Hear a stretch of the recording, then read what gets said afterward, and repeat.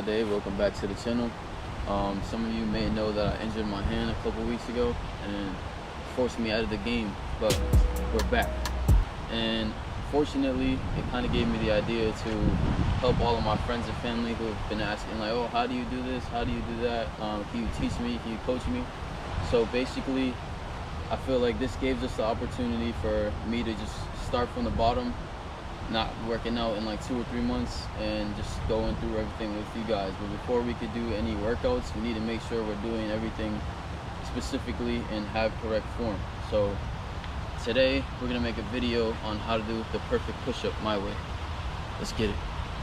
All right, so to start off, we're gonna talk about hand and wrist placement. So a lot of people say to keep your hands shoulder width apart.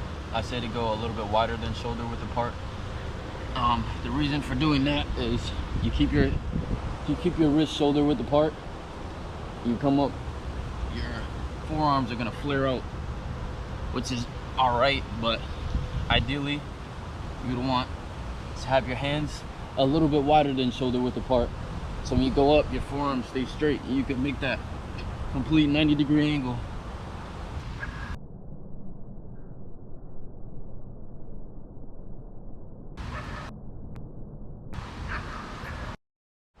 Alright, now we're going to talk about elbow placement. So you're going to want to have your elbows around between a 45 to 60-degree angle. So if you let your elbows flare out like this, you're going to cause shoulder impingement, you're going to get injured.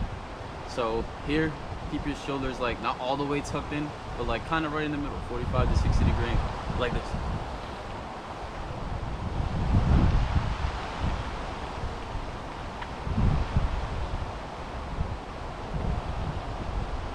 Another thing that a lot of people don't do is they don't use their scapulas in their push-up. So as you're going down, be sure to use all of your scapular muscles and your lats to pull your shoulder blades down, and actively use the muscles of your posterior chain to not only get you through the movement, but to stabilize your body and prevent any unwanted shoulder movement. There's two main ways to use your scapulas. You can tuck your blades for most of the movement and use it for stability and to keep your body straight, as shown here.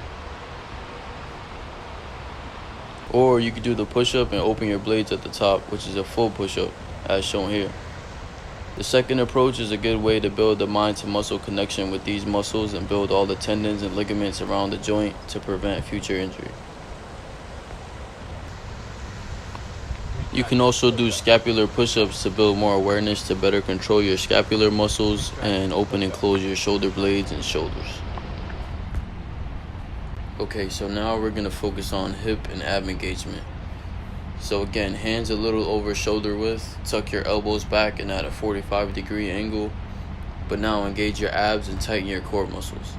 Now you're in your push-up position, but you want to make sure that you tuck your hips into your push-up. You go like that. Once everything is locked out and stable, you're going to focus on moving your hips and your shoulders together as a unit. Just focus on raising them together in a straight line and lowering them together in a straight line. Alright, another thing we're going to talk about is what's not a push-up. So this right here, that's not a push-up. A push-up is down to 90 degrees and then up 180, full straight arm. Down 90, up 180. This little pulse, you feel it in your chest, but it's not a push-up. I see a lot of people that are like, oh, I could do 80 push-ups, I could do 100 push-ups, and then they come and they're like, 1, 2, 3, 4. And I'm like, bro, you're still on 1. So don't cheat yourself out the reps. Do a complete push-up. Alright, now we're going to just run through some bad examples of push-ups. If you can see what I'm doing wrong, point it out first. So the first one, hips were too low. Here, my hips are high, my elbows are flaring out.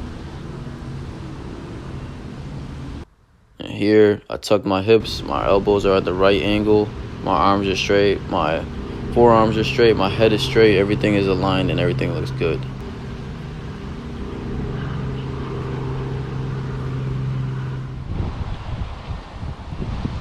If you currently can't do a push-up and you're doing modified push-ups, apply all the same principles, just do them on your knees.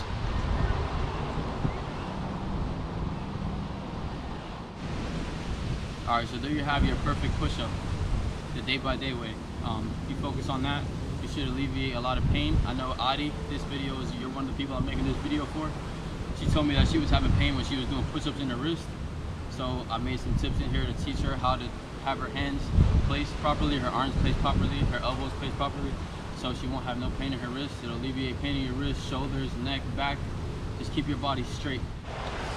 Alright, so just a little recap. With quality push-ups in the right form, the quantity is going to come. If you do everything right and you're doing it as efficiently as possible, you'll increase your reps, increase your numbers, and you'll get like the most gains. So watch the video again if you have to. Remember all the tips and try to do a perfect push-up every time. Peace out, guys. Oh, one more last tip. If you feel like you're doing your push-ups and you're starting to break form, just drop down onto your knees and finish the reps with clean form on your knees. It's better to have clean form than more reps. Perfect form, perfect push-up. Let's get it.